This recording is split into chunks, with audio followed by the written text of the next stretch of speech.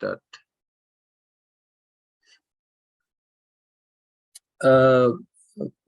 We will start because we have 2 sessions today. 1 hour I'm going to cover the role of extension in agribusiness. Actually, this will be totally not totally, it be given some understanding about what is expectations in extension in agribusiness, or otherwise what is the private sector approaches in extension, or in other words, why private sectors are maintaining extension departments in their companies.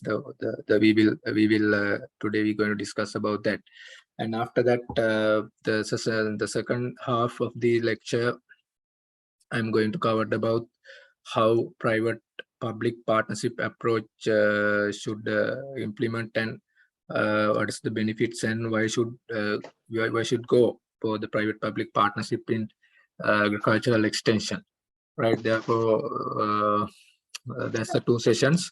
1 hour lecture will be covered about the role of extension in agribusiness. Balance 1 hour we'll discuss about the public-private partnership, right?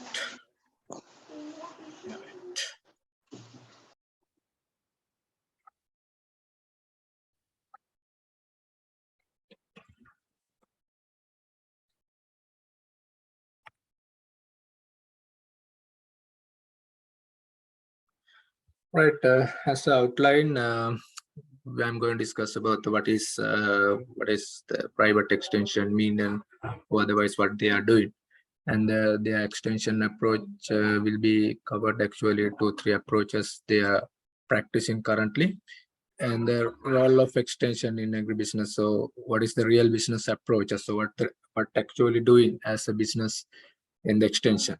So I think now you have some understanding about what extension mean. So first lecture I discuss about little about this, and second and third, I think Dr. Chintaka maybe discuss about what extension is.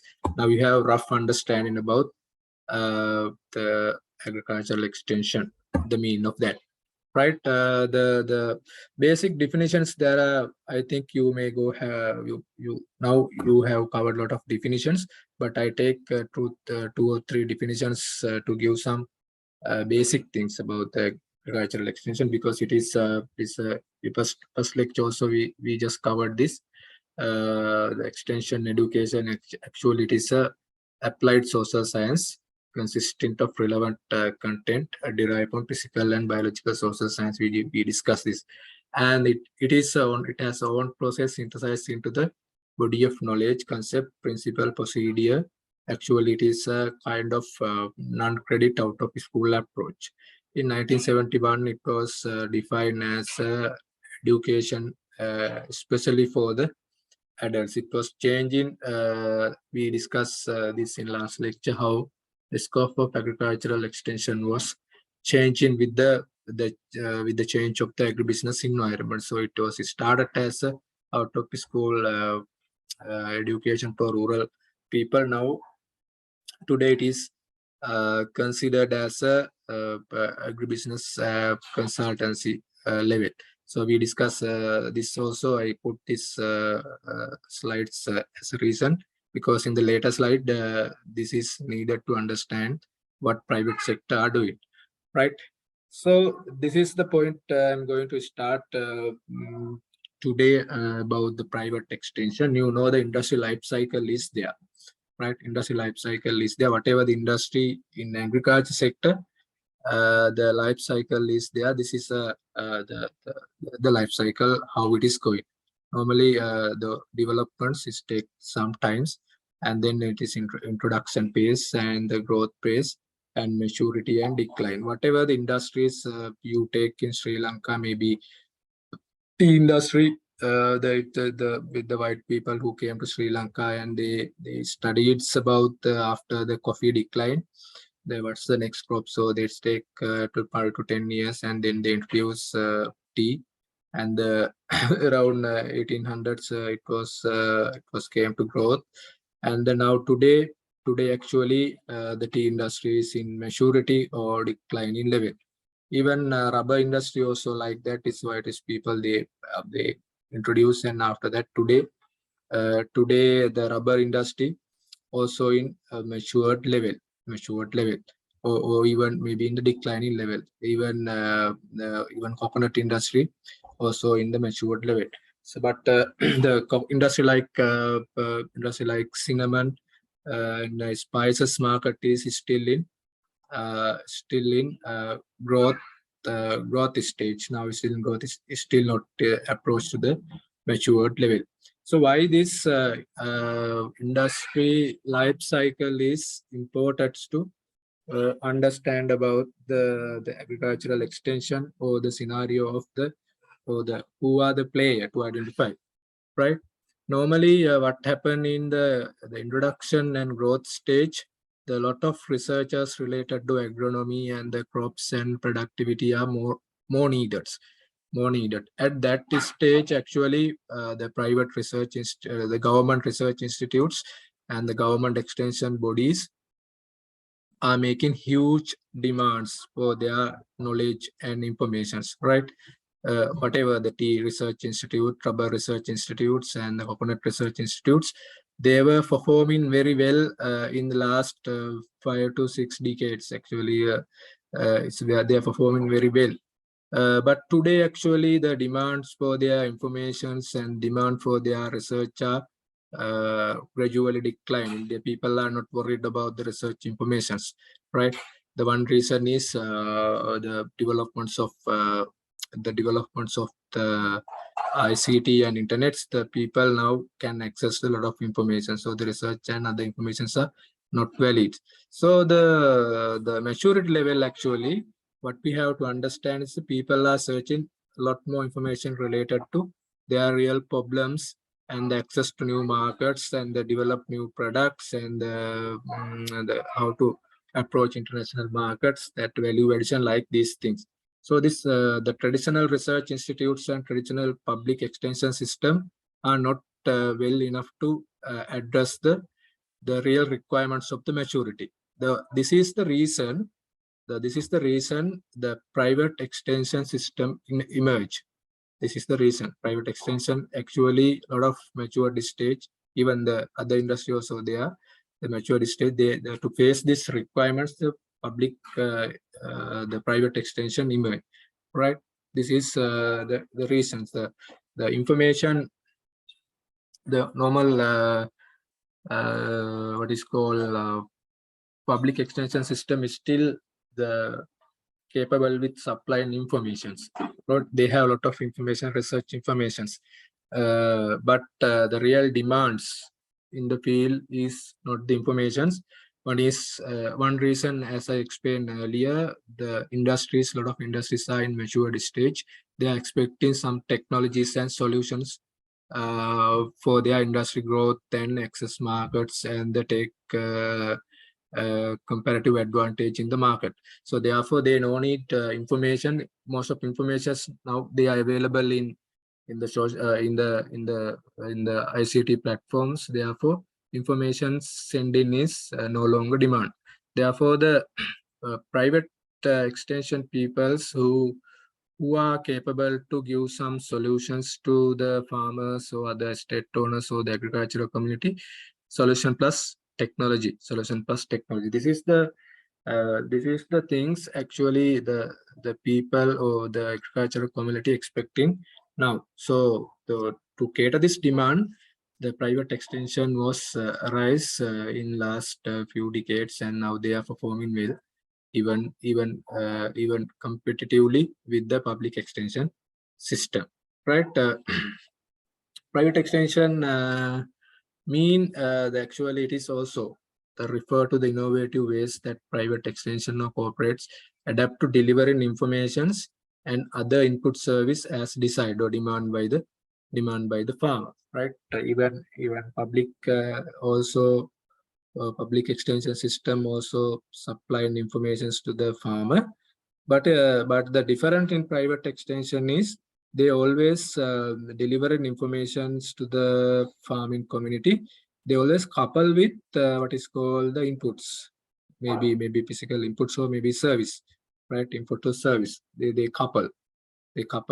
And most of time they give this service demand by the farmer, not just sending the information. The demand by the farmer, demand driven extension service, right? And the privatization I will discuss in later slide. It's actually something else. Private extension and privatization, you have to understand separately. Privatization I will discuss in later slides. Actually give brief understanding about the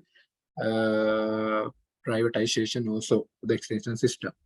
When you look at the history of private extension, actually, I also very happy that I'm representing Bowers. This is one of premier company who started agricultural extension system using Swiss agronomics is around 109. Even before the Department of Agriculture, they started extension 1963. Even before the Department of Extension, the private extension was there in Sri Lanka. But with the time, the demand for the policy of the agricultural system or the government policy change, especially with the public, especially with the approach to the plantation sector. The government was the completely changed the policy regarding the plantation sector, and they publicized all the private owned plantations to the government. Therefore, the policy changes was really impact, and then private extension was destroyed actually in the plantation sector. After that, now private extension system are now gradually expanding. Right, these are the three extension system available in Sri Lanka. Actually, you have some understanding. I think public extension system or the government who are engaged in the extension system, we call is a public extension. They give the extension as a service. They just delivering the informations to the farmer. And the private extension, actually, it is extension they are doing with targeting profits. And some people who are working with NGO sectors, they do extension. Actually, the objective of their extension system is empowerment. So sometimes empowerment to environment. This is actually sustainable approach is what we call is in the left hand side here mentioned the environment, social and economics. Actually, these the right side is mentioned profit, people, and planets. These are the linkages. Profit and people coordinated by the private sector, and the planets and the people who coordinate public sector, and the planet and profit, and these are the NGO. Right, these are the three sectors how they approaches. So here you have to keep in mind is the private sector is doing extension with targeting the profit. The main objective is the profit, right? You know that there are numbers of inputs. So inputs mean product or service. Are there the people who engage in private extension, right? Fertilizer sector. You know that plantations, coffee, rubber, and coconut. There are a lot of companies who engage in extension, giving extension service. Even the fruit and vegetable sector. Then in main fertilizer, I am discussing here the bulk fertilizer and PK fertilizer, right? Then specialty fertilizer sector is there, is protected agriculture, polytunnel, tissue culture, lab and nurseries. The specialty fertilizer companies, they also doing extension services to they delivering the technical information to their customers. Right, then the seeds companies who not much higher, but actually the seed sector, the multiplication schemes, the people, the farmers who cultivate in seeds for the company or buyback systems, or as a supplier, registered seed supplier for the company, they also take the seed company. They give advice to the company how to go for how to grow the good quality seeds for the market. And the machinery sector, you may have some understand actually who engage in, especially in paddy and plantation, maybe animal husbandry, whatever the area, the company who selling the machinery, actually they have technical advisors.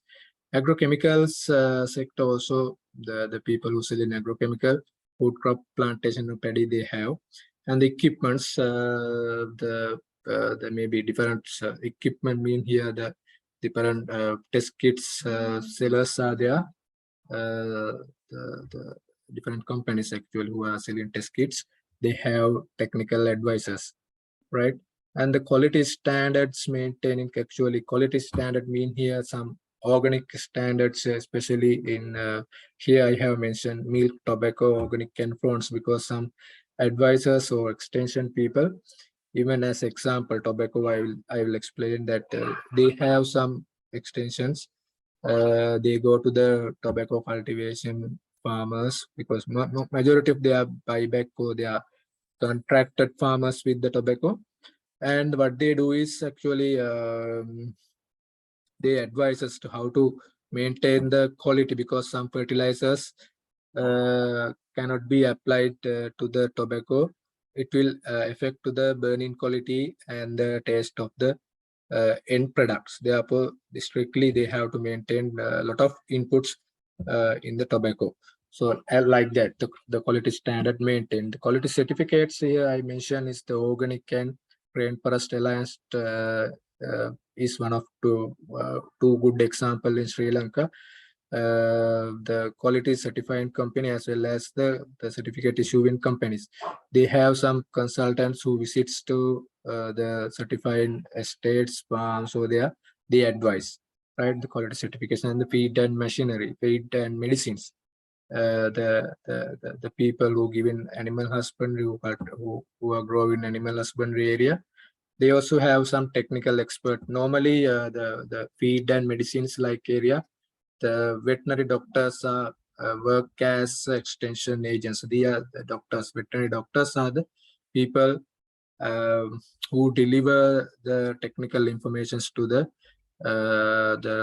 businessman, right? These are the inputs, different inputs. Actually, there are many inputs. The private sector delivering to the agricultural system.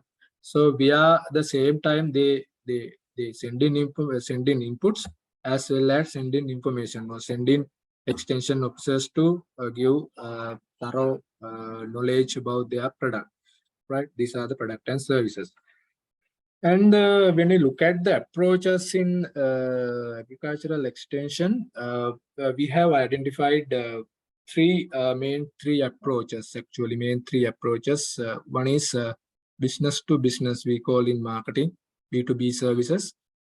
Business to business mean the service of the extension is directly given to one business to other business, one company to other company. As example, I will tell you as a two example, because even the Bavas we have fertilizer. Our extension team is Bavas extension team. We directly help to the tea factories. Tea factories about regarding the leaf quality, and they train their supplies. And the Bavas, they have also animal medicines unit, animal husbandry units. The doctors in the medical doctors, they directly advise to the owners of the different animal husbandry companies. So not directly the just farmer, company to company. It is called B2B approach, right? B2B approach. We are not targeting end customer. We just targets the objective of the company. Objective of the company. It is called business to business extension approach, B2B approach, right? The second one is we call business to customer approach, B2C approach. It is called extension services directly given to the end user, or the product or service we direct company to customer. As example, the extension team of the Bavas, they will go to the estate, tea estates. That estate owner have around 50 acres of their tea lands. what the advisors are directly give to the farmer, right? To the directly advised to the farmer. Which is called business to customer approach. One of main approach, business to customer extension approach, is the direct service to the end user, right? End user, right? The third one is we call business to industry. Business to industry. In here, actually, the companies are not worried about the profits and how we can end our service as a business. Here, the extension services they give to the whatever the stakeholders in the supply chain without considering their sales objective. Without considering their sales objective. This is called business to industry approach. So you have to keep in mind. One is B2P approach. Second one is business to customer, B2C approach, and third one is business to industry approach. These are the main three approaches the practiced by the private companies. Right, these are the few examples who are doing extension. There are a lot of private companies who are doing. These are the few of them. Then we will look at the what is the rationale or what actually they are doing in the fields as a private company, right? These are the few rationales I will discuss, around 6 to 7 rationales. There may be lots, but I will take main 6 to 7 rationales practicing by the main agricultural inputs companies in Sri Lanka.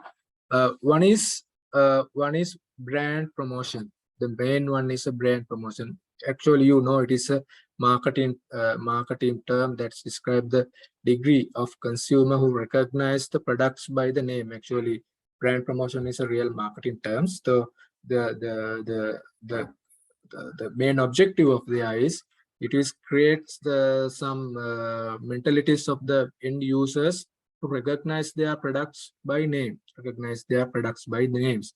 So what the extension team doing is whatever the services they do in information they use different media and send in informations. Same times, the main objective of the extension team is to develop the brand names in the field. That develop the brand name in the minds of the end customers, right? Whatever the customer they targeting, they targets is creates the name, right? The brand promotions. The objective of that brand promotion is that farmers, they will ask their products by name, right? They deliver good quality informations, and they develops they are doing extension, and same times they develops brand name in the minds of the farmers. So what they doing is they impact of the farmers in push factors and pull factor. You know, there are two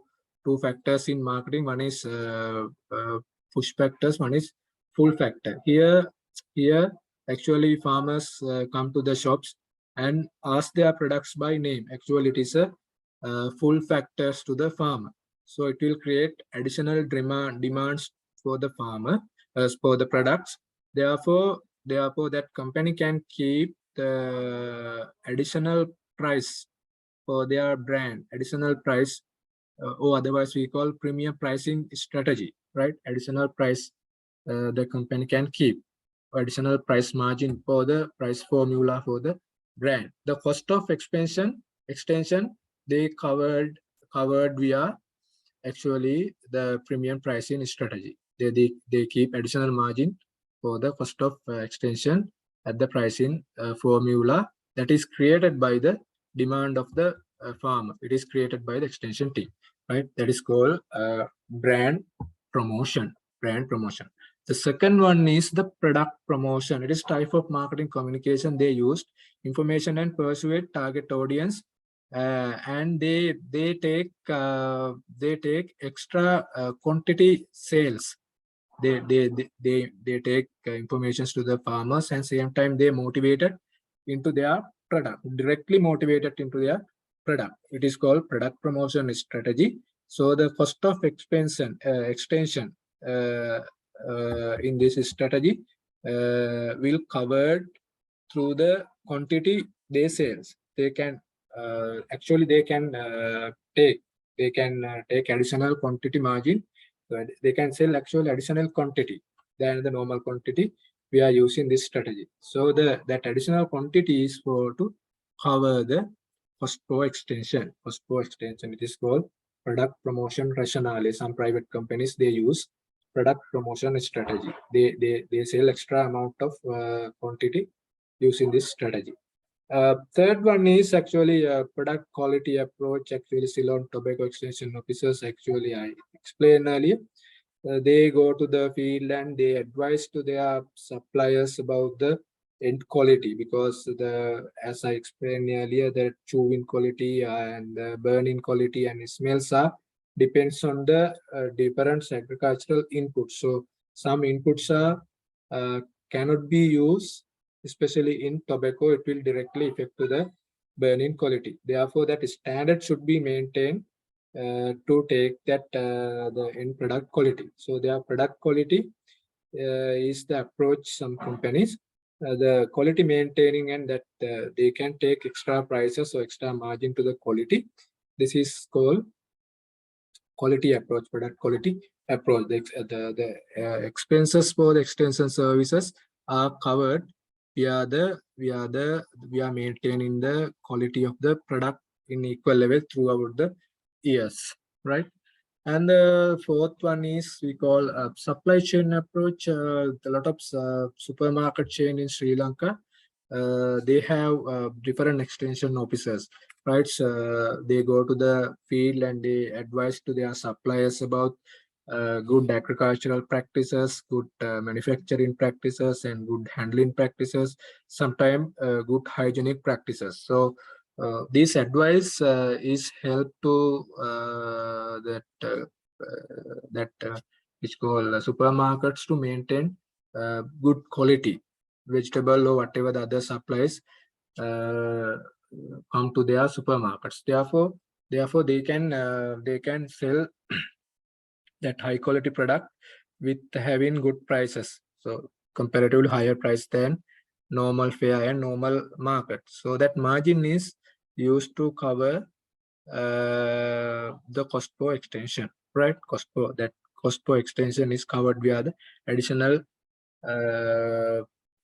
price paid by the consumer to the quality, maybe good agricultural, maybe handling, maybe hygienic, whatever, right?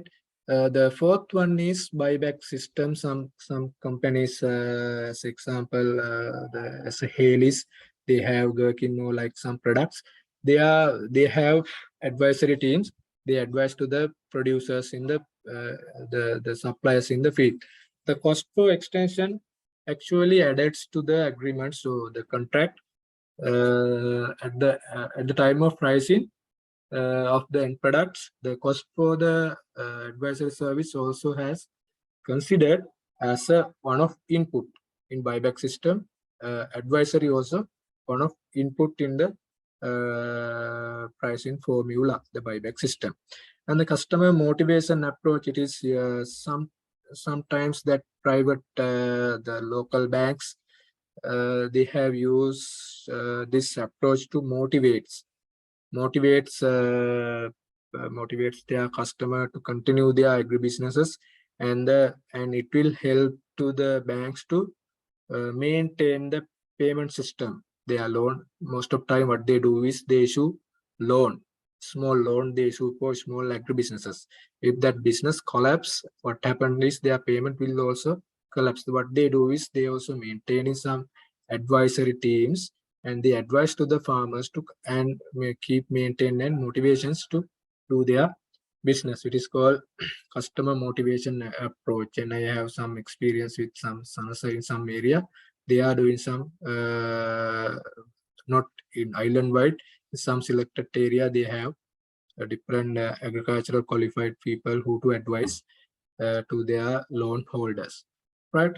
And strategic approach, actually some companies who engage in to, as example, I that brand name put in here is not good actually. Some companies is in dairy industry. dairy industry as example is Pontera. They have some extension people who advise to local dairy farmers, right? Local dairy farmers, they go to their dairy and local dairy farmers, and they advise and they give technical advice. What actually they are doing is this, because one is they want to convince to local community.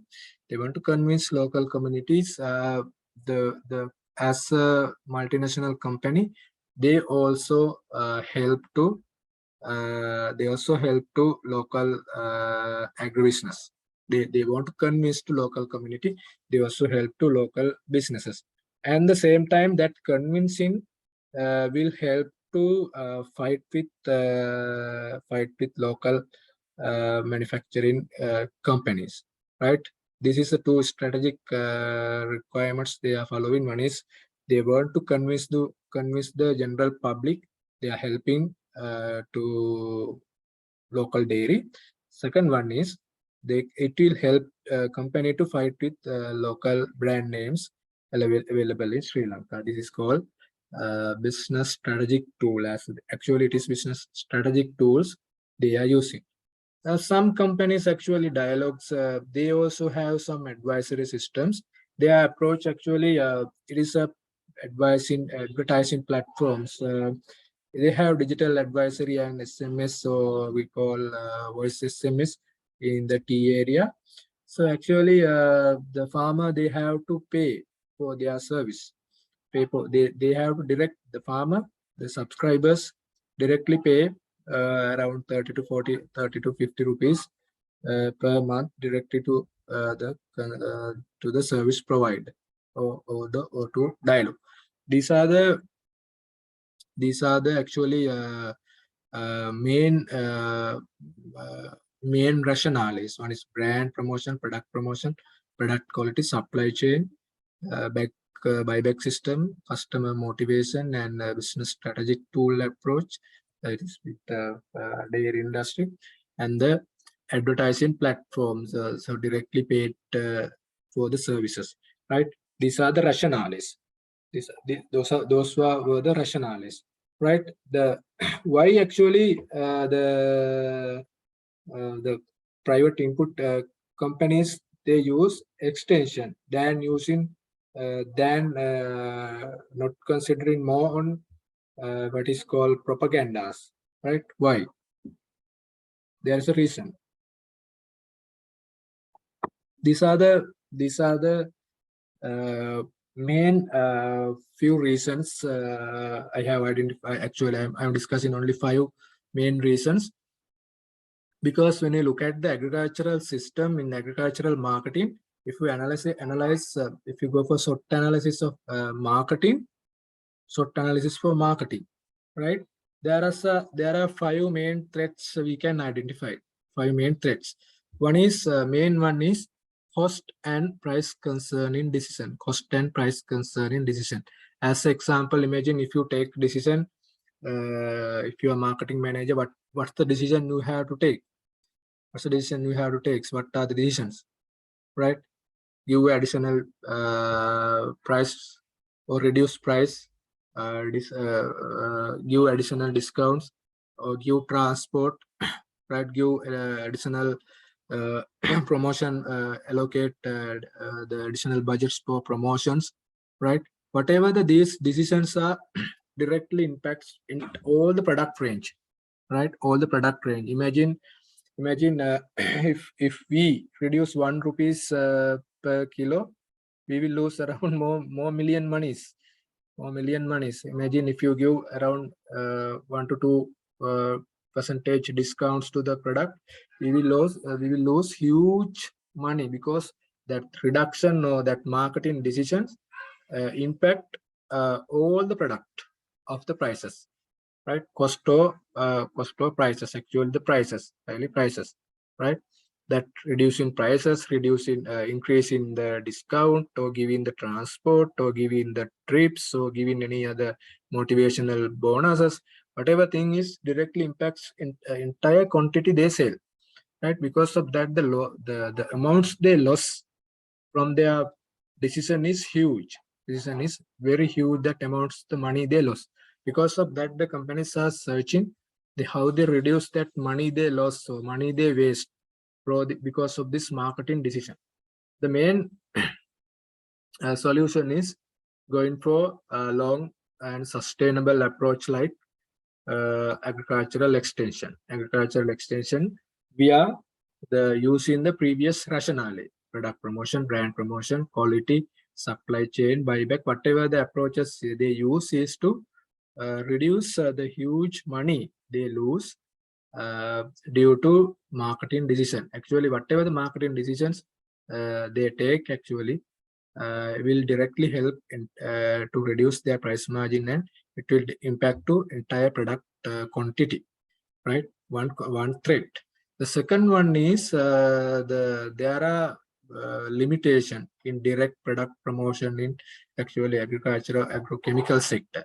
The agrochemical peoples, they can't use advertising platform, they can't actually sometimes use social media, YouTube's, whatever the promotion platforms, actually they can't be used. The reason is government purposely have discouraged it via legal backgrounds. They discourage the use of multimedia platforms to promotes the agrochemical. So there's a limitation. There's a limitation. Third one is the competition. Actually, the size of market of the agro inputs is actually, agricultural industry or agribusiness industries is the size is actually shrinking. The size is reducing year by year, because the young generation is not come to the industry, and the people are not like engaged in agriculture. Because of that, actually the numbers of farmers, numbers of the value of the product they are selling there, or the what call is competition is rising, the size is reducing, right? Competition is rising, size is gradually reducing, because it is a natural behavior of the perception on agriculture. So therefore we have to we should have some sustainable approach to face this competition, or win this competition. We should have a sustainable approach. The third threat available with the marketing, right? Marketing decision actually. And the fourth one is product and brand loyalty concern. Actually, this one actually mainly the third, fourth, and fifth, which are given some equal understanding. That means if marketing person who talk to the end customer, and if imagine if technical expert or extension person who talk to the end customer is creating different perception on the end customer, right? When marketing person talk to the customer, the end customer always thinking this is for sell their product, this is to sell their product. This marketing man is he came here to sell the product. Therefore they will not believe, they will not give real value to this person, right? He always thinking that marketing person not to sell. So therefore they will tell whatever the information to sell their product.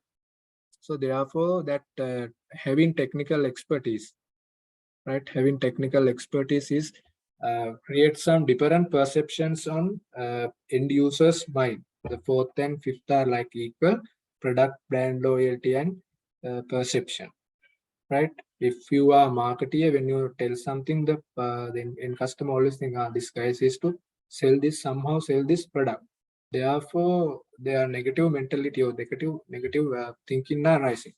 But the technical expert, when sending information to the end customer, they will think, this guy is not like that mentality will arise. But actually, this guy is also for selling the product. But the end customer mentality is actually different. Therefore, these 5 threats are available in the marketing decision. So to overcome this threat, what actually they have to do is they have to use extension system, the private extension they use to reduce the waste in money via the marketing decisions and avoid the direct promotion limitation or legal limitation. They can use extension system to overcome this legal issue and the sustainable approach in the rising competition. They every day they are doing without considering demand or supply. The extension service will give continuous service to the end user. Therefore, it is a sustainable approach. And the product brand loyalty and technical actually it is called perception. These three are going parallelly, so they can take that advantage that marketing person telling something is really differ than the technical expert when they talk to the farmer. The perception is real different. So using extension, the marketing people actually can avoid this threat. They can avoid this threat. Actually, to the private sector, agricultural extension is kind of marketing arm, kind of one arm of the side arm of the marketing department, right? Right, that is a marketing tool. What actually the private extension people are doing, what they are doing. This is the psychology you have to understand. You know, this is we call is buying cycle. This is we call buying cycle. Normally, what we buy product is first we have to aware of the product, and as well as we have to aware the need of that product, right? Awareness.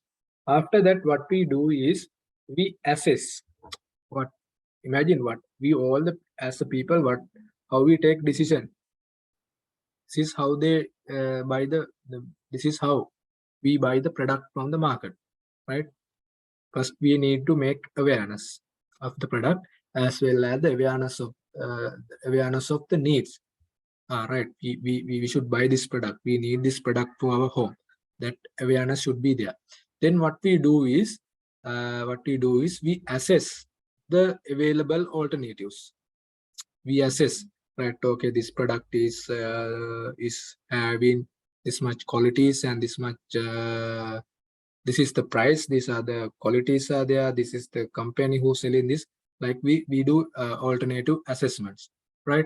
We do assessments, and then we considers about the risk, or they are giving warranty or whatever they are giving other services, and are these companies recognized, and how about their previous product we buy from this company, like that. The risk assessment is there after the alternative, and before buying product, we just assess the risk, right?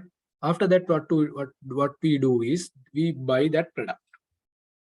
We buy that product, right? After the buying that product, okay, we can enjoy the that product or services. So if there are any problem of that product or services, then what we do is we make complaints or make some other services from the selling company, right? Achievements of the results mean maybe we enjoy the service for some time. What we do is we are not satisfied with that results, so make complaint, right? What private extension department, so the extension professionals available in private sector are doing is they are going to influence all 5 stages available in buying cycle, right? There's private extension professionals who are work with private sectors. What they have to do is they have to influence on this all 5 steps at the awareness, assessment alternatives, alleviation risk, and the decision making, and after the purchasing, what the results, right? As an example, awareness needs. So the extension peoples, they have to awareness campaign. They have to do awareness campaign, promote the product extension promotion campaign, and training programs, and the state visits, and introduce a new program. These are all the activities they do at this stage, and they tell about to the end customer, right? Okay, this product is having this qualities. It can solve this problem in your farm. Awareness they created, and they create awareness the need of this product to use. And the second stage, assessment of alternative. At this stage, actually what they do is they give demonstrations about the product at the field, and they give some technical advices and the leaflet regarding that products, and they all the technical things are doing at this stage. And then they at after that, what happened is the farmer is convinced, okay, I should go for this product because I checked with that demonstrations, it's good, and these qualities are there. At the risk alleviation stage or risk assessment stage, actually extension category people who visits and give advices, and what they do is they tell, okay, if there are any problem, we will be there and give technical advices, so other corrections, so other services will be there, and don't worry to buy these products, like that. They influence at this stage. And what happen is the people will buy. After that, if there are any complaints, what actually, if there are any complaint regarding products, the extension people can visit and make some technical or corrections, the use of product or some other supportive information, so trainings regarding using the products they sold to the end user. So therefore, what actually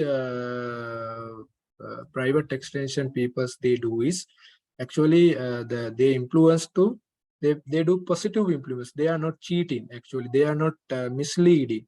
Actually, they are not giving some wrong informations to take advantage in the market. What actually they are doing is they give real informations. They give real knowledge to the farmers regarding the product and services available, and they give correct technical information and then convince, right? People sometimes they mislead, or maybe the extension people they cheat or give mislead. Actually not. What the extension is, they have to give real information regarding the products, and they have to give real knowledge and practice and training regarding the production, then take advantage in the marketing. Actually, this is actually it is this is one of most sustainable sales approach. Actually, it will not impact negatively. It will be impact positively long run, because they give correct and good knowledge, and they are not cheat their customers, and same times they will engage in what call is complaint handling also, right? In the it's also buying cycle like that. The same time, it's a consumer decision making also like that. In buying cycle, this is decision making is one of main. In the decision making also, like same it's like recognize the need, search information, evaluation, alternative purchase, and the post purchase evaluation is like same like buying cycle, right? Decision making. So in these are the two the points influenced by the private extension. These are the main 2 points influenced by the private extensions to increase the sale in positive and long actually sustainable manner. Same time, actually the private extension teams, they are ready to give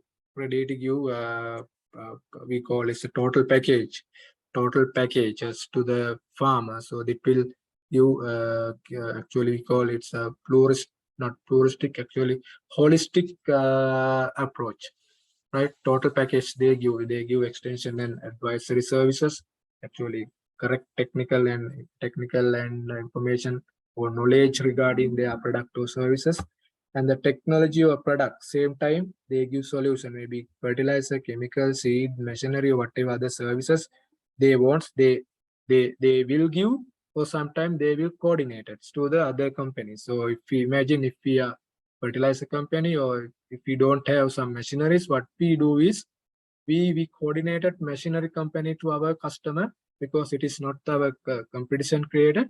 It will give correct satisfactions to our end user. Therefore, the technology and product, maybe whatever the product, we coordinated, and the guidelines and guidance we given, and the soil pH testing and nutrient. No, we are not giving blanket solutions for all the farmers in the area. Sometimes we use different technologies and give individual problem solving informations to the farmer. Individually we catch. They feel this services is directed to me. The me feeling, it's for me feeling is we always try to give to the farm, right? And for some time we discuss actually as example leaf testing for coconut cultivation. We are not given blanket recommendation, site specific fertilizer recommendation. We give to the coconut farmer.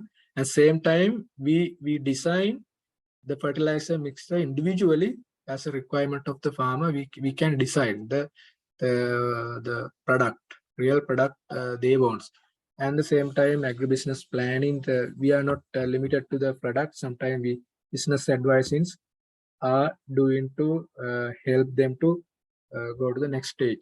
And the product complaint handling, as I said earlier, we handling if the product was failed, we as soon as possible we go to the big customers, if not individually smalls. It is categories are there. So we somehow we try to capture and go to the complaint and solve that complaint as soon as possible. And then continuous updates we hope to give via email, SMS, and the WhatsApp groups, right? We continually update regarding product and information with respect to their crops or product. And we use social media, Facebook and YouTube's to make awareness, and we highly considered the customer satisfaction, because whatever the service we give is maybe not valuable. Sometimes we analyze because the 10th the most important thing is we analyze all the services we give to the farmers, is how the customer satisfaction is there, how the customer satisfaction in. After that actually we decide, so we change our some approaches regarding the service we give, right? This is the thing actually I want to share with you. This privatization is there. It is actually no need to more consider, because today we discuss private extension. As we discussed earlier, this is an industry life cycle. There is a main 5 stages: development, introduction, growth, maturity, and decline. And then actually, according to the stage, demand for the information, demand for the technology, demand for the solutions are vary. Demand for this the difference at these stages. So therefore, in the growth and introduction we discussed, the information's demand is huge. Therefore, the public research and the extension system demand is higher. But actually, at the maturity stage, the information is not much demanded. So that gap is filled by the public private extension people who deliver in technology and solution, right? So private extension also like public extensions, but the difference is they given some other inputs or services demand by the farmer. So their main objective is profit, and these are the different inputs they sell with the informations. They have main 3 approaches. One is business to business, business to customer, business to industry. Right? These are the few companies, and they have rationales. Few rationales.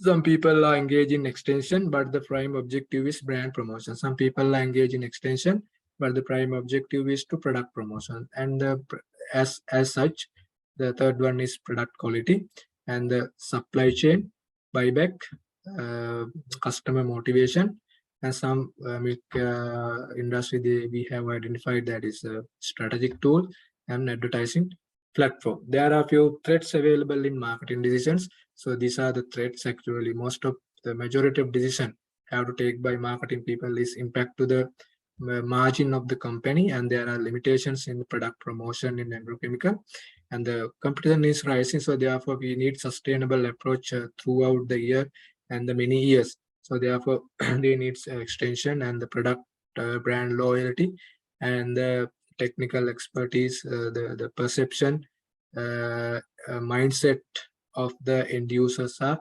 vary with the marketeer as well as the extensionist.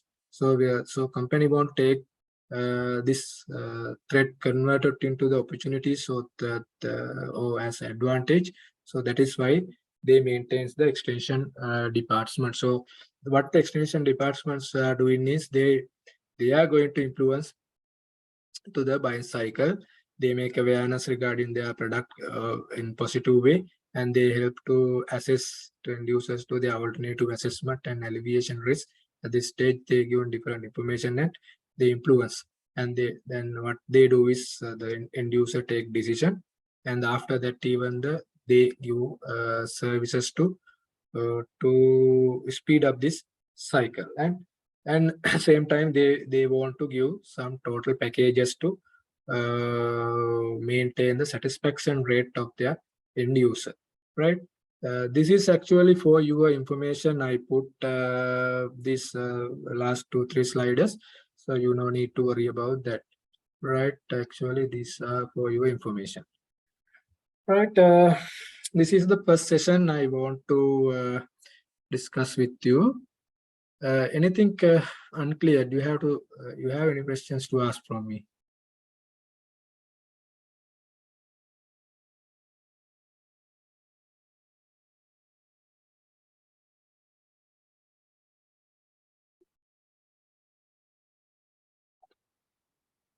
What is your total batch size? 14, sir. 14, no? Right. Okay. We first session we discussed about the private extension. Now actually we are going to about you may have some understanding about the public extension system in Sri Lanka. So actually today just actually very briefly we are going to discuss about the private public partnership approach for agricultural extension, how public and private sector get together and join one hand and convey doing extension for the sake of for the benefit of the people, or going for partnership approach, or we call it a public public partnership approach. We call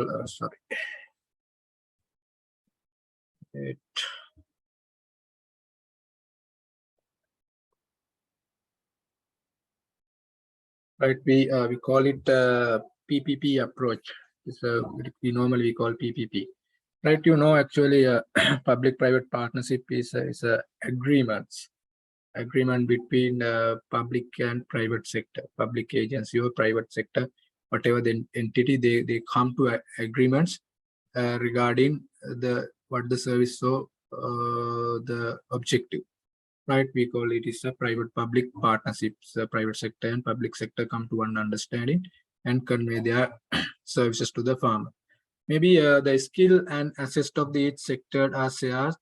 Normally we know the public extension systems, they have their own skill, their own assets, and the private sector, they have their own skills and their own asset. As example, actually private sector, they have technology, they have solutions, and they have money. And the public sector, they have specialties sometimes. Sometimes they have coordination with the government decisions makings, and they have good the recognition in the sometimes with the farmer like that. So these assessed and skills available in the different partners, maybe private sector and public sector, they come to one platform and they shared it when delivering the service or facility, right? In the each party, they can same times they can share the risks and reward being actually majority is the risk. They can when they deliver the services the farmer in the partnership approach, the risk also can be shared. What is the meaning of the public-private partnership is they get together via agreements and convey the service. At that time, they can share the skill and assist available in each parties. At the same time, they can share the risks and reward. Risks and reward they can share. In the public partners, actually, they are included ministry, departments, municipalities, so other whatever the state-owned enterprises. Right, in the non-government organization, community-based organizations, they also can be a part as private entities. Right, effectiveness of the PPP, actually public and the private sectors have their comparative advantage in performing a specific task. Right, what actually the private sector, they have their own advantages. Right, private sector, they have their own advantages, but what happen is they are, when they come to one platforms, they get together and use this advantage in what in one platform. As example, actually imagine the one government body who come to the partnership approach. They can provide some social responsibilities, environmental awareness, the local knowledges, even the the political supports to influence or to implement.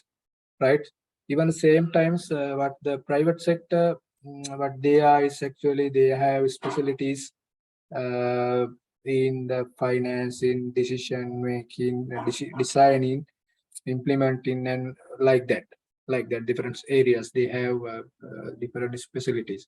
So what happened is this two sector come into the one platform and sharing their skill and assist, and same time the risks and rewards. So it will be given huge benefits to the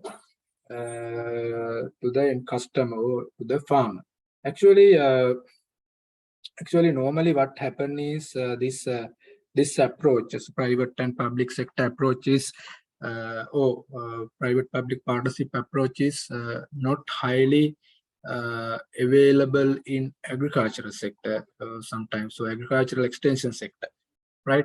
It's not highly available. You know that infrastructure sector, telecommunications sector, transport, road buildings, whatever the irrigation system sector, their engagement they are with public-private partnership approach. But actually, the agricultural extension sector, this is not highly available actually in Sri Lanka. Some other countries, actually India, some Kenya, like countries, the investments are there by the private sector for the extension. At the same time, governments bodies also join with them and do their extension. Right. So this is not much available, this concept in Sri Lanka, but this is available in other sector, but we can use in agricultural sector. What the public sector need is they don't have one is public sector, they don't have money, and they don't like take too much risk and the reward and responsibilities. Therefore these needs should be given to the private sector. Actually, the resources are available with them and they would like to take risk and the rewards and the responsibilities. So if we can avoid this the public sector limitations via via the public-private partnership approach, we can take huge effectiveness in whatever the sectors, right? In whatever the sectors. Normally, when you look at the private-public partnership, there are few common elements are there. One is a contact or arrangement or agreements are there, and the provision of public infrastructure, maybe services or whatever the thing is normally happen. But even for agricultural extension, we can consider as a service what is the provisions, and the transfer risk from public sector to private sector is happening. Right, these are the elements in PPP approach. There is a agreement or contract, and the provision of service or infrastructure. And the public sector, what they do is they convert the risks available with private sector to the private sector. And I think this will be happen after this budget also. The restructuring or privatization or private-public partnership. What what the words are there? Maybe these changes will happen to the government's bodies. Those are losing. Those are not having resources. Those are not having good performance. Those are not having good profit. Right? They will go for maybe PPP approach, maybe restructuring, maybe privatization, whatever thing. But today we are discussing actually PPP. It is like that public sector. It is what happened is public sector they transfer the risk to the private sector, right? Reward system actually based on performance and output. The rewarding normally in PPP approach, the rewarding is based on performance and the output. So to make rewarded, actually they should perform well, even without having so many billion losses. You can't take the bonuses like that, like what the public sector doing today, right? In PPP approach, you have to perform well. Focuses on what the service they or what the products they deliver or service they deliver. These are the common elements in PPP approach. Here I am discussing actually about basic PPP approach, right? This is the IMF definitions about public-private partnerships that need to keep in mind. There are a lot of definitions. Maybe this is also National PPP Policy Manual India. They also have some definitions, right? This approach, the private-public partnership approach, why we need for agriculture? Because we know this privatization, restructuring, and public-private partnership approaches, and the many industries available in Sri Lanka, they have already gone and they have done well. But some people, they don't like restructuring and something are there. But even agriculture sector need of PPP in agriculture. Why do we need? This is the problem we have to ask. Why do we need PPP approach in agriculture? The most of other sectors PPP approaches are there. These are the I previously discussed the characters. So why it's need for agriculture? This is one of basic question you have to ask. Private-public partnership approaches in agriculture and private-public partnership approaches in agricultural extension. This is a two-part. So why do we need? The reason is, we have some understanding about the growth rate of agriculture sector in Sri Lanka. Actually, last 2 years or 3 years, it was negative. It was given 2, 3 minus negative growth rates than the 2018 and with respect.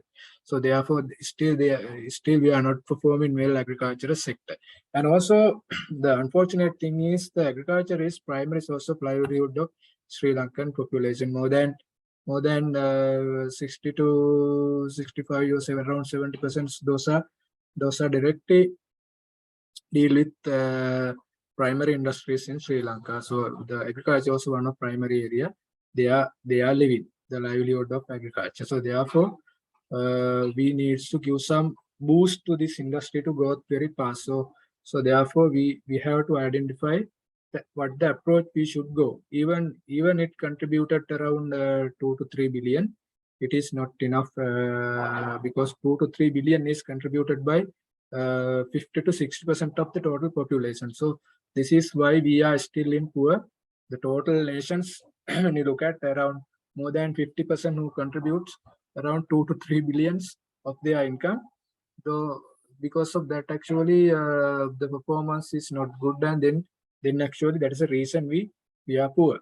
So somehow we need to boost this industry because majority of them are engaged in the agriculture. But the problem is the challenges to make agriculture sector profitable. So we want to make this industry profitable, but there are challenges. We want to make this industry profitable. So we hope the private-public partnership approach in agriculture as well as agricultural extension, we should go for PPP approach, but it is challenging.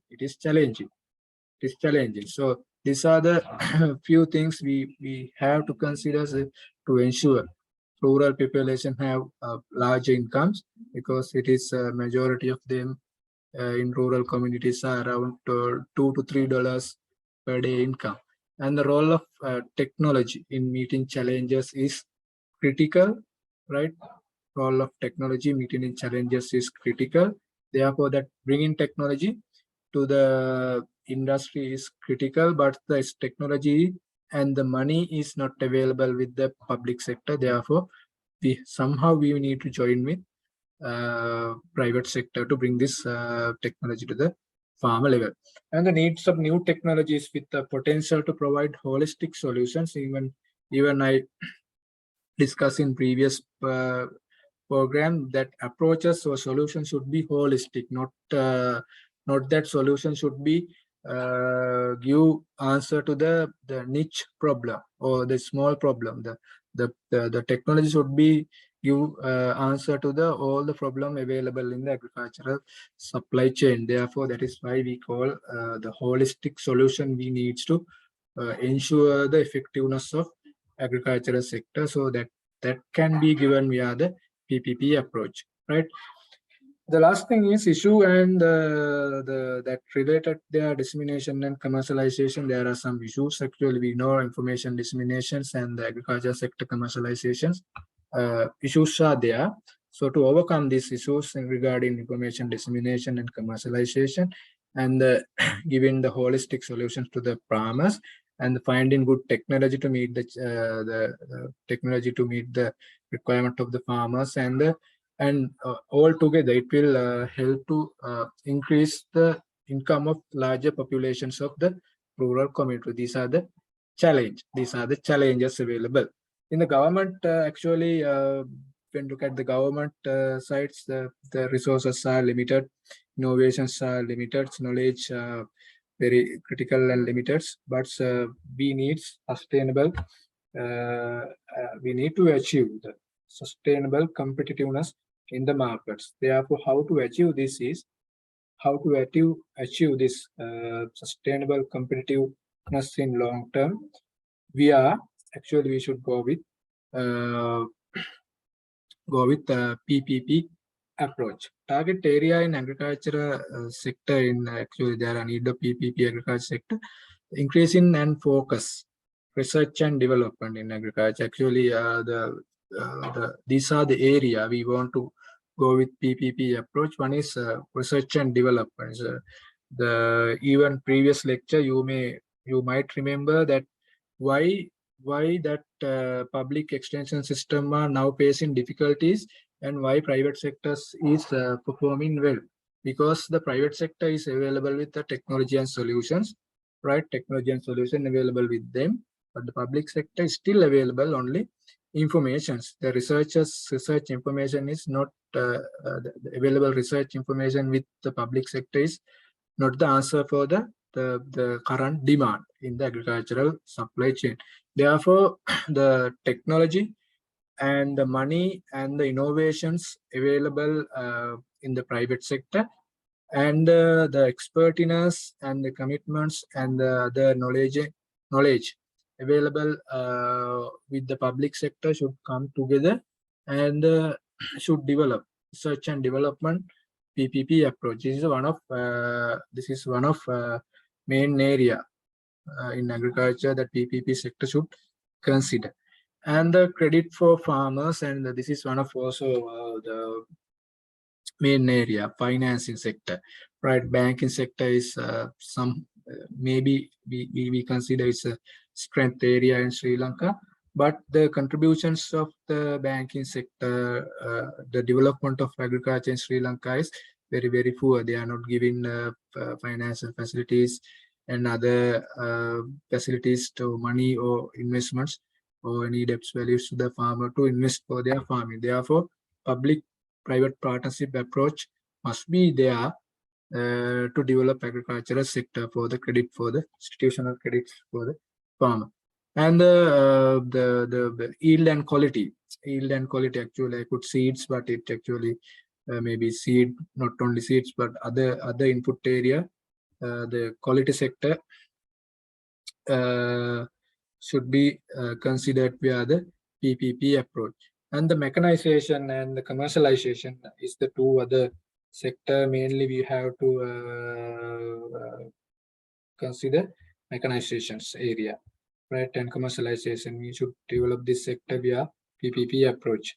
And the growing area and the irrigations, actually, we know Sri Lankan farming system, actually, majorities are rainfed area, or other, actually, majority rainfed is the main, and some are with the supply of the water from the tanks of normal irrigation system.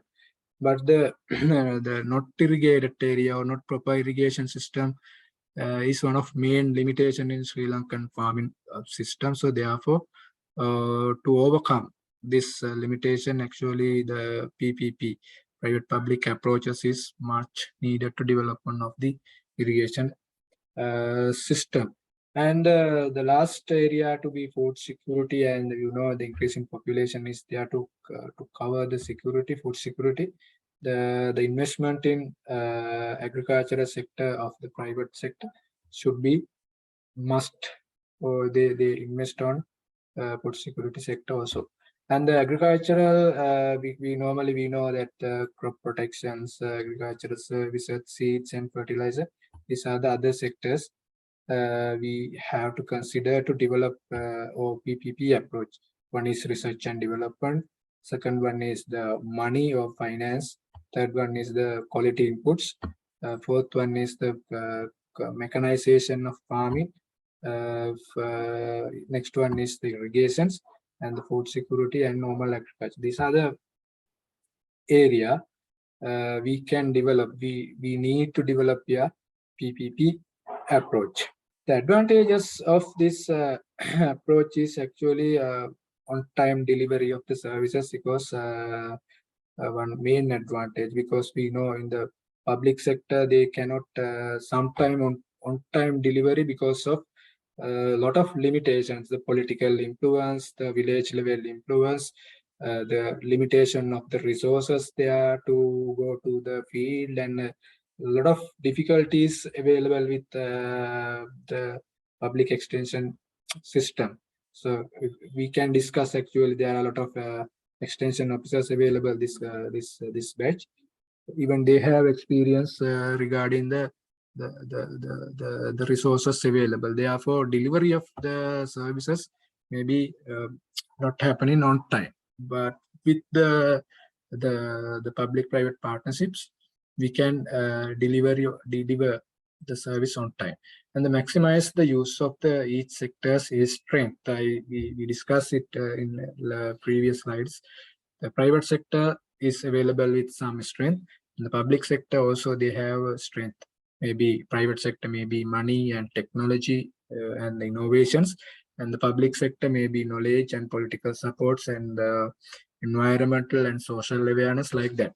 Right, those strength can be into the one platform and we can share it. So what happen is ultimately the general public can make use this strength, and they can maximize, so they can mobilize into next level of their social life, right? Help and modernize agriculture and revitalize the rural economies. Actually, it's one of main advantage. We can help to modernize the agricultural sector, and it will help to rural economy. And the benefits to small scale resource poor marginalized farmers. This is one of main thing we have to consider, because majority of farmers available in Sri Lanka are small scale, maybe paddy, maybe tea, maybe coconut, maybe rubber. They are not large scales, they are small scale. Maybe dairy, maybe cow handling, so maybe eggs production. All the areas in agriculture in Sri Lanka are small scale, and they are resource poor.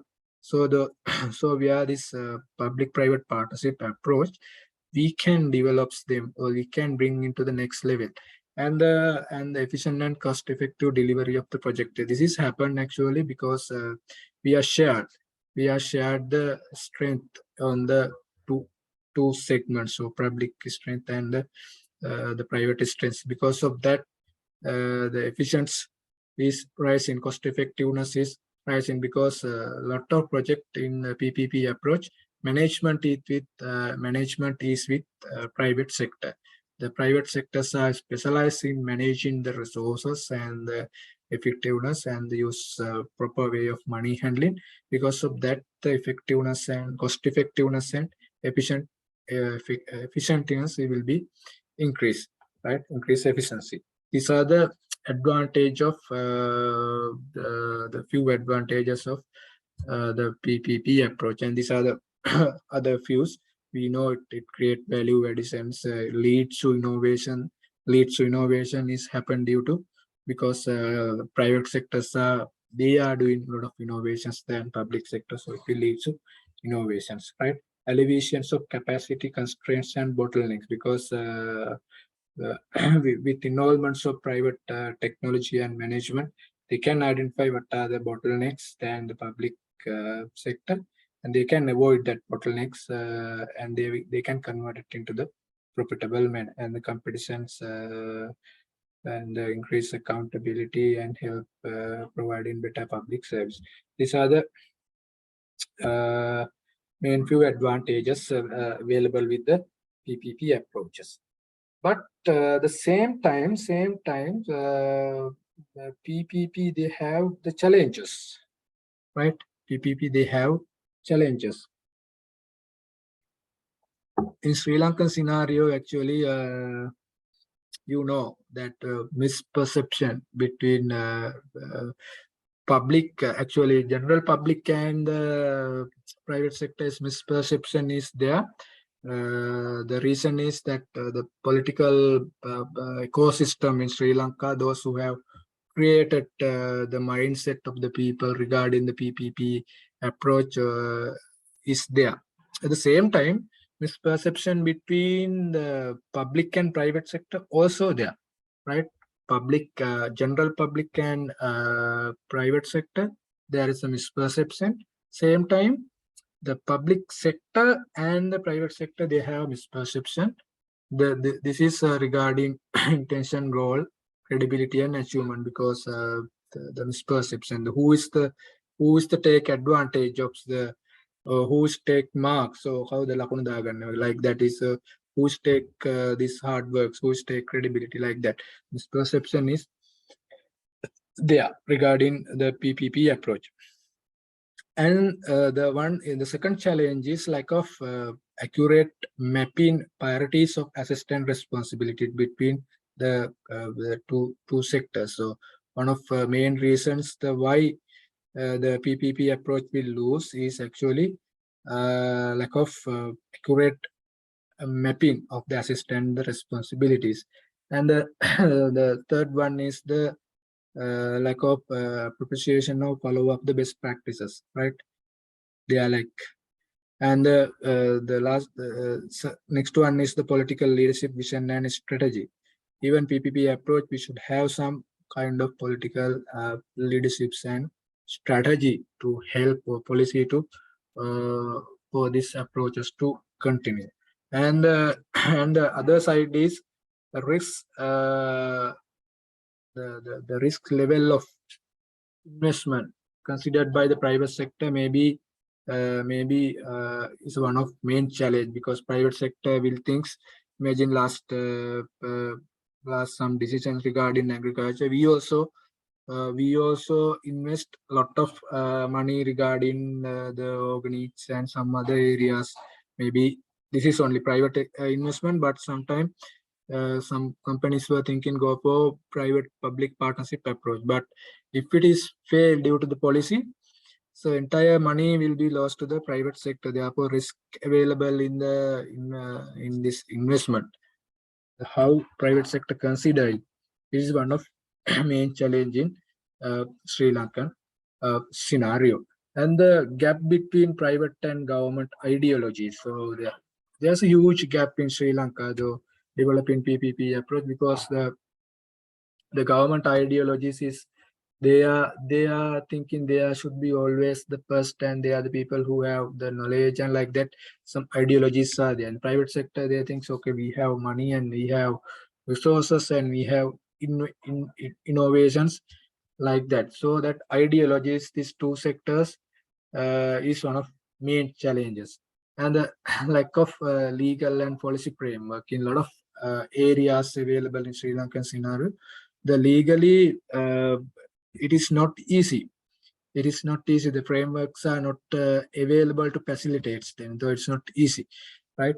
Cost for PPP projects are likely to be greater than traditional government procurement process. Actually, this is normal. The cost for PPP is higher, and there are costs attached to the debits. You know that PPP approaches and the political and social socially challenging projects. So some projects may be there with the challenging project, right? So that if it is challenging, right, it will be caused to the destroy entire political system of the country. Therefore, right, the in the sometimes the governing party will have to go home due to some projects. So therefore PPP approaches are not much they are not sometimes interesting. These are the challenges, right? These are the challenges.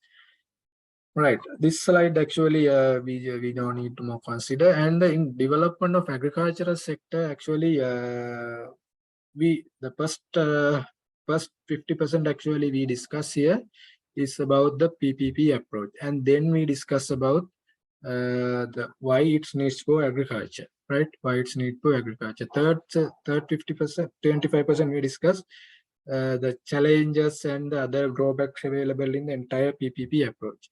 Then in the last 25% of this lecture, we're going to discuss the how to use the PPP approaches in agricultural development, right? How to use PPP approach in agricultural development, right?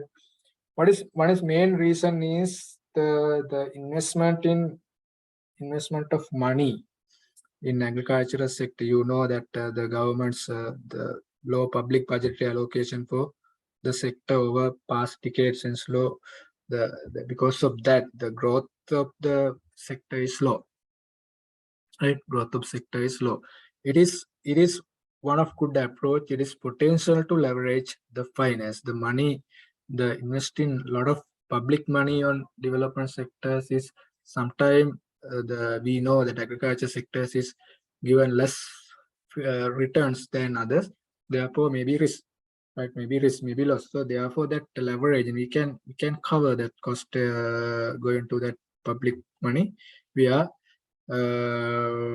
the PPP approach. You know, high-level investments are required to unleash potential for agriculture for sustainable developments and the poverty reduction in developing countries. So the amount of money is huge, but the budgetary allocation was very low and the growth is very low, right? Therefore, high national debt levels of many developing and middle income countries also make necessary to seek alternative funding options that need to leads to increase the public debt, right? So we needs to find out some alternative funding options, opportunities or options for whatever the section. Even agriculture also, we have to find alternative funding option.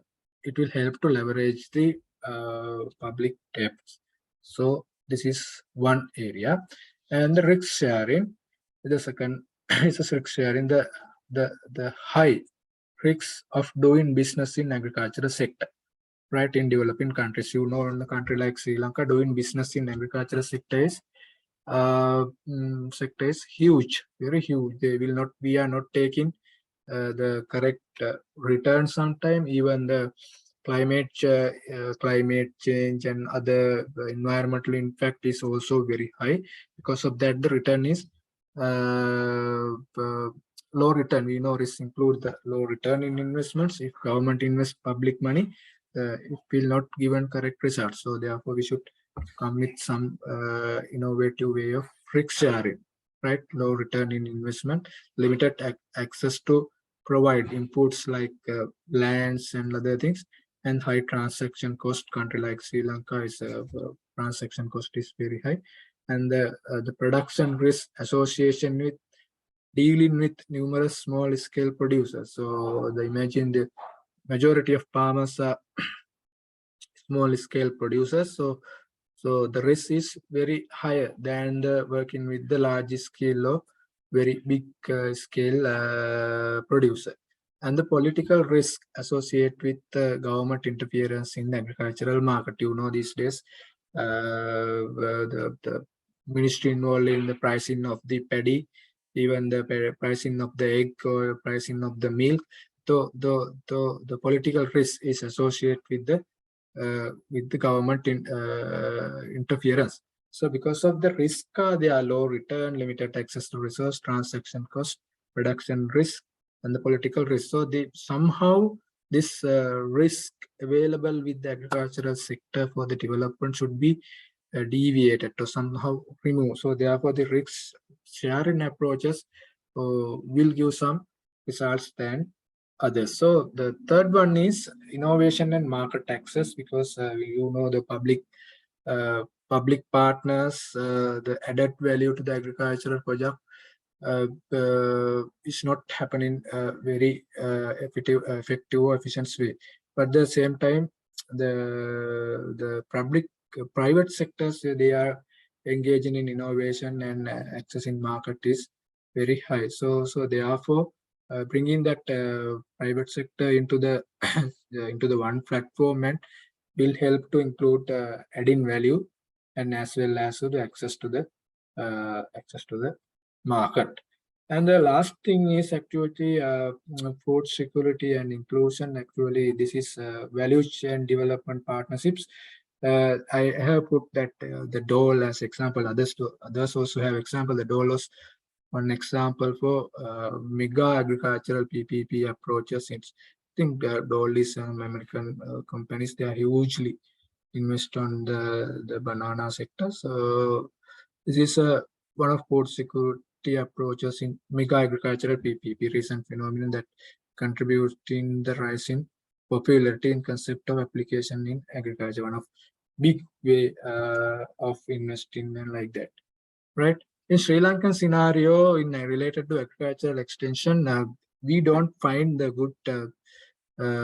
good example actually to teach you about public-private partnership in agricultural extension. We don't have good example, but in tea sector, Ceylon tea sector, we can just, it is not agreemental based, but it's some understanding way. We have some example. Actually, we don't have real example to tell you about the public-private partnership approach in agriculture extension in Sri Lanka. That's an unfortunate thing. But in Ceylon tea, you know that the Ceylon Tea Research Institute, they engage in knowledge generation, and the tea smallholding authority, they are engaged in information dissemination. Tea boards, they are doing marketing, and the extension officer ratio to tea farmer to extension officers is 1 to 2,700, but ideally we hope 1 to 1,000. Right, land coverage per heads is actually 850 hectares per person. This is not practical with tea small holding authority to cover. So therefore, public and private sector also, they are doing extension activities with tea board, tea small holding authority, sometimes tea research institutes to overcome this issue. But unfortunately, we and public sector, we don't have agreement actually. We mutually agreed and doing some extension, but unfortunately, we don't have the example in Sri Lanka to to tell you about. This is the example of public partnership in agriculture extension in Sri Lanka. We don't have. But the unfortunate thing is even mutually we are doing, but there is no monitoring and evaluation system, and sometimes it is not happening real extension in the piece and product promotion happening in India, right? PPP model expectations. These are the few. Right. This is the expectation. Actually, you just go through the lecture. You don't need to more teach this, I think. And this is one of study done by Dr. Amaratunga about the PPP approach that can be implemented in Sri Lanka. So to be effective in approaches in the business, actually these are the limitations that we have to overcome, right? The needs of alliance parties, actually partners, the public sector, they should know this is needed, and the private sector also they should know that this is needed. The need should be aligned to one channels. This is not happening, and the role of each partner should be clearly defined. This is the role of private sector, and this is the role of public sector. What happen is the role clarity will be defining role is a huge problem in Sri Lanka, the due to the mentalities and the cultural effect of the country.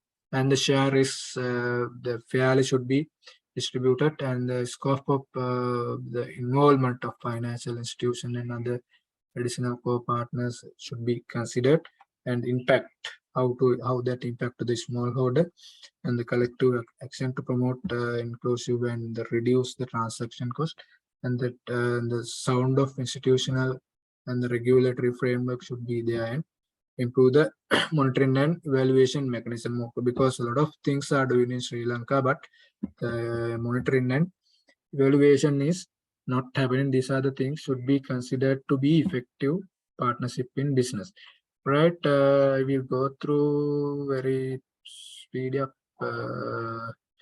regarding PPP, right?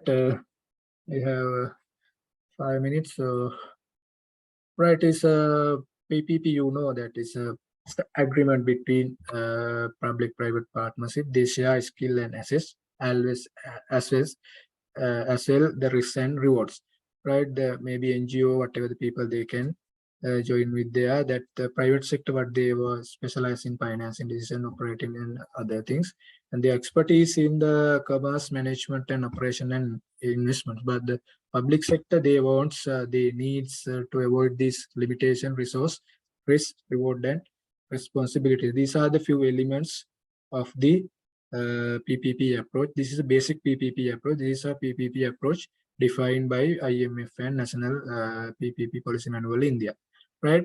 Why this PPP approach need in agriculture? The growth is slow. The majority of engage in agriculture, but in agriculture there are a lot of challenges are there. These are the few challenges, and these are the things we have to overcome. These are the target area in agriculture sector to consider to go for PPP. So research and development, finance, quality inputs, mechanizations, irrigations, and other agriculture, right? These are the advantages, few advantages you can easily understand. And these are the challenges, perceptions, and the mapping, and the follow-up, and political leadership, and the risk available in the private sector, right?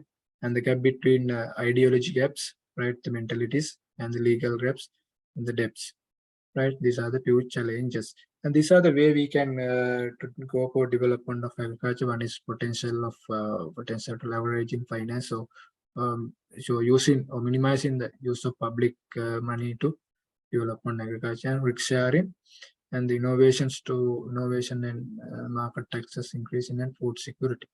So we don't have good example to tell you about the private-public partnership approach in agriculture extension in Sri Lanka. So that's an unfortunate thing, but mutually we consider this as one, right? These are the few expectations.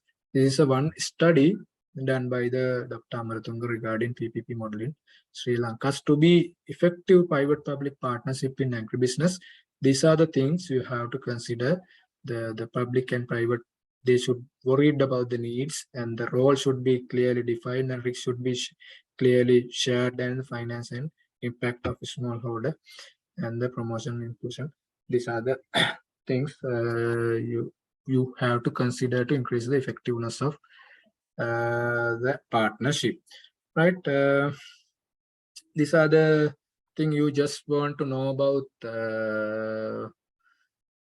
public-private partnership.